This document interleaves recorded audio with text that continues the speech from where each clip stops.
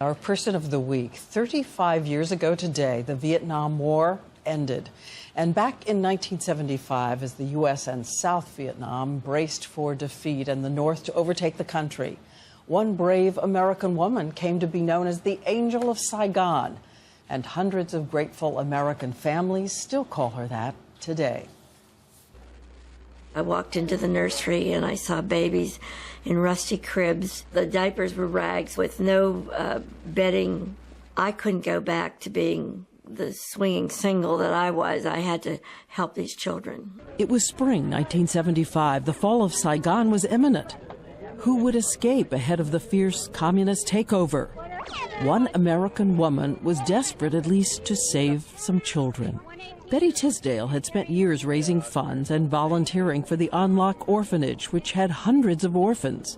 I knew I had to go over and bring those children back. I had no idea how to do it, what to do, where I was going to put them. I had to find planes, I had to find a place for them, I had to find parents for them. At first, the South Vietnamese government banned children from leaving. Then, as the Viet Cong drew closer to Saigon, the South Vietnamese government relented, permitting children under the age of 10 to leave if they had birth certificates. You know, babies you find them at the gates of the orphanage without papers. So we went and got blank birth certificates and filled them all in. Where would she bring all these children once in the U.S.?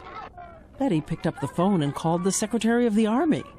He didn't return my call, so I called his mother. She said, I'll do the best I can. The Defense Department ended up giving her a school building at Fort Benning, Georgia, as a temporary home for the kids. Betty also got the American Air Force to give her room on their planes. And so, the exodus of 219 orphans from An Lac began. What future do you see for the children who are going out today? The brightness of a future in America. They have everything at their fingertips. All they need to do is take it.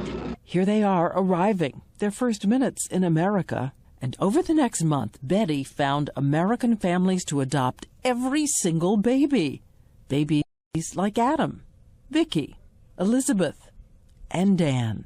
She placed all 219 children within 30 days. I think few people can say, what an impact one person has had in so many lives. I mean, she's given us such a gift. Her orphans became doctors, businessmen, writers, bankers, now raising families of their own. She embraced all of us as we were her children. We were all her children. And so we choose Betty Tisdale, who adopted 5 orphans of her own. She's 87 years old now and still traveling to orphanages around the world.